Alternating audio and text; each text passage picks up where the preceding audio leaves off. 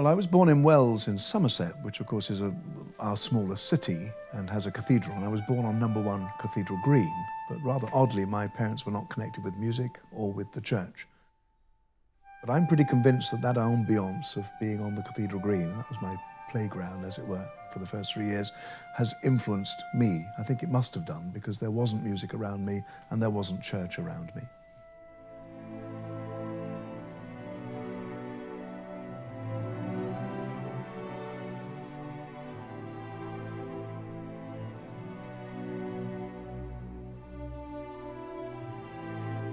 We always had a piano in the house, and so it was always there. My father had played the piano accordion and could still tinker a little bit on the piano. But I didn't begin formal lessons until I was 10. And by that time, I wanted to be a composer. And again, I don't know where that comes from.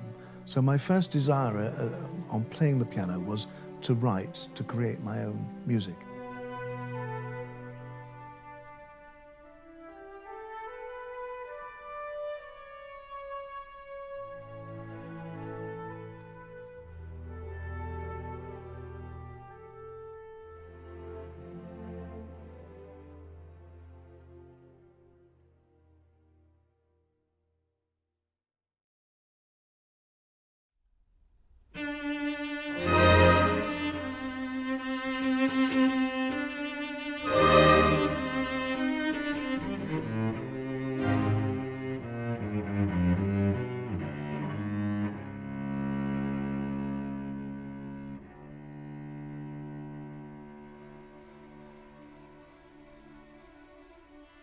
Well, I went up to read music at Oxford in 1970 and was there for 3 years. And that was very much the time when squeaky gate music was in vogue. You had to write in a Schoenberg way, you had to write 12-tone music. And so a composer such as I, writing more traditional music, was really rather shunned. I did have quite a few performances there at Oxford, but I was always very aware that it was the more avant-garde music that was getting the attention. I use the moments of quiet, which is perhaps when I walk up from here to the station, or because I don't drive, and there's lots of time when you are just by yourself walking. And because I use that time to think, when I come to write, it actually comes out very quickly. In the past, I would have always written at the piano and on paper and things. But over the years, because I've written so much and know what I want and what things sound like, I'm able to go straight to the screen. I quite like to sketch things and map them out before filling them in. So with the symphony particularly, there was a sort of piano reduction score, knowing what the orchestration was going to be, but not having blocked it all in. And then the next process is the filling in of that.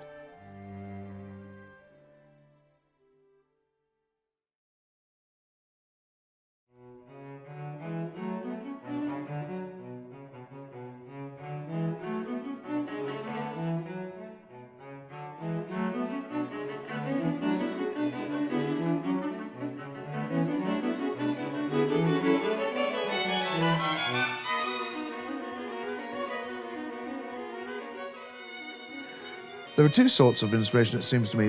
There's the inspiration of text itself, and I've written a lot of stuff that is a setting of a text. So the text informs what you're going to write.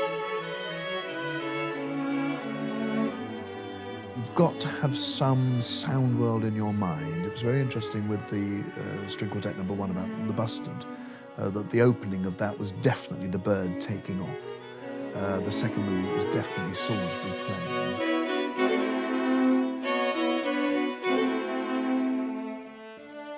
So I think there is something in your head that says this is the sound world, and that sound world then suggests notes and textures. So the whole thing comes together in that sort of a way.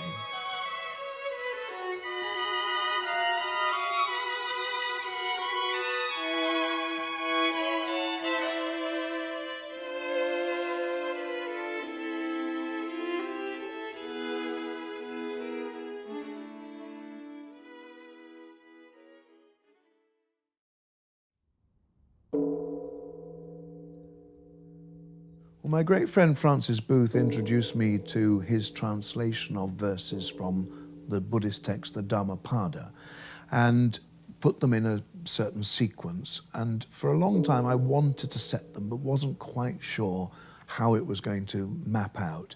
I always wanted it to be a cappella, so unaccompanied. And then when we talked about it, we thought, well, could we have the bells of the various monasteries that the places where the Buddha rested. And so Francis had recordings of each of these bells. And so then we had a formula, the bells and then the singing of the text. And I got into a little bit of sort of difficulty with my colleagues, why was an Anglican priest setting Buddhist text? But it seems to me that we're all looking for the spiritual, and that when you go to the sort of oneness of God and the thinking about how we should live our lives, the Christian ethos and the Buddhist ethos is very, very similar. And so there was no problem for me in accepting these texts. And in fact, I think if you put the name Jesus Christ after some of them, you could easily believe they came from the New Testament.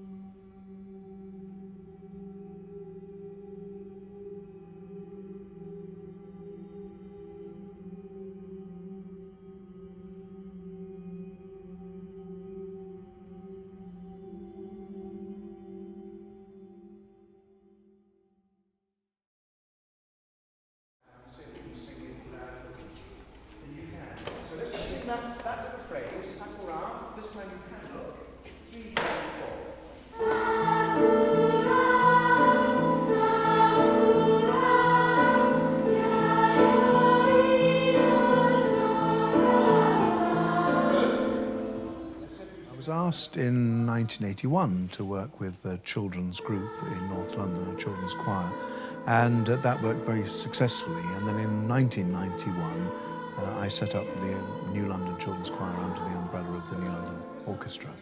And I think my working with children, I don't look at it as any different to my conducting of anybody else, really, which I think is probably what makes it work. So I treat all music and all individuals the same. But we do have great fun, and it needs to be fun because the children come out on a Sunday afternoon and need to enjoy the fact that they come and make music together. There are various age ranges. I mean, the little ones are trained to sing and get the vocal technique and sight reading, and we always have our own concerts and things to take part in. We've taken part in proms and the Blue Peter prom in the past, and big family concerts of that sort. The senior choir works professionally in the sense that it touts itself for professional work with adult choirs when they're doing Carmina Burana and that sort of thing. So we've taken part in some very big concerts in the major concert halls, in the Proms, at the Aldeburgh Festival last year, where we sang 8 new commissions, and Britain's Friday Afternoons. That was a very major concert for us. And we've also worked on various film scores. We're on one of the Star Wars films, and we've worked with Nick Cave and Lou Reed. I mean, we have a very varied So there's no other way. So let's do focus. The hello bit and the no hello bit. Our work in schools has been quite significant because we've taken to schools music and another curriculum subject. So music and maths, music and literature, music and science. And because now we've been monitored in that, it is proven that if you do music as well as literature, you improve the reading of young children. And so what I'm hoping in the fullness of time, people will understand that music is very, very significant and ought perhaps to be centre of everything instead of stuck in a back corridor and just as an afterthought in the curriculum of this country. But it's very important also to get the young kids in to see a rehearsal and to understand what's going on there and to ask questions about the instruments. And music is just such a fantastic vehicle.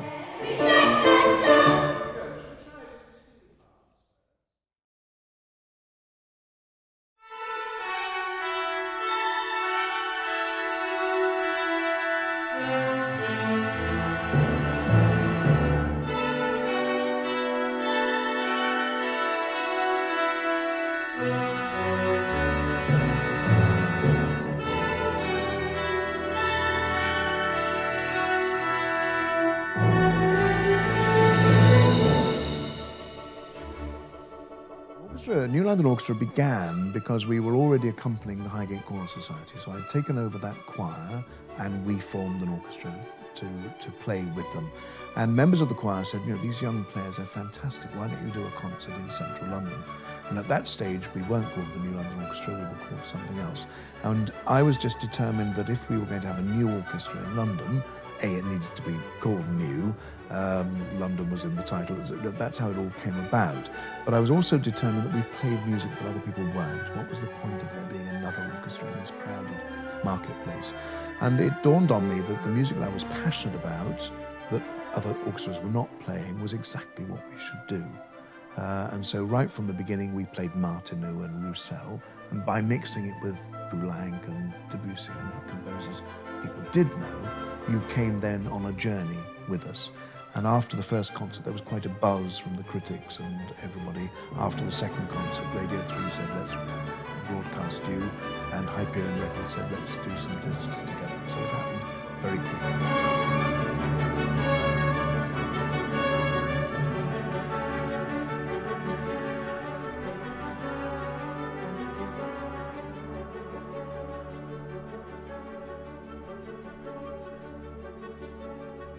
I think because I discovered music without any help and led myself from one thing to another, I think I want to share what I know with other people. I think I have this real drive to say, I've just heard this wonderful piece, I want you to hear it too.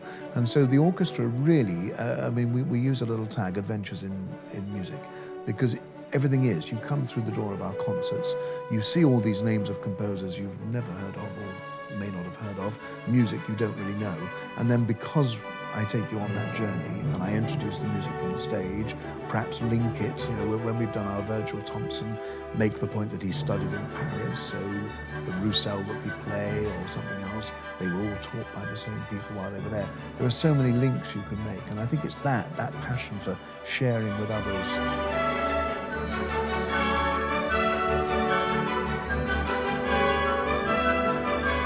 Tends to happen after a period of time is people know what you do, and so it ceases to be new. And what we're doing with the New London Orchestra is reinventing ourselves just at this moment. We're 25 years old, and I'm determined that we still stay ahead of the game. So I want now to take our concerts into places that aren't traditional concert halls. I want us to attract the audience of 20 and 30 years old people who would normally go to a club or a DJing experience, probably wouldn't come to the Barbican or Festival Hall. But they love Philip Glass, they love contemporary music. Take whatever comes, because you don't know what direction it might go in. And if my example is anything to go by, even if it goes off on some tangent, it actually comes right in the end. Well, what has happened to me through my life is I wanted to be a composer, wherever that came from, as a young boy. Through my life, I've done various different things. I've worked for the BBC, I've conducted, but my legacy, I hope, is going to be my compositions. That when I get to the end of my life, I'm going to be able to look back and say, these are the pieces that hopefully people will remember me by.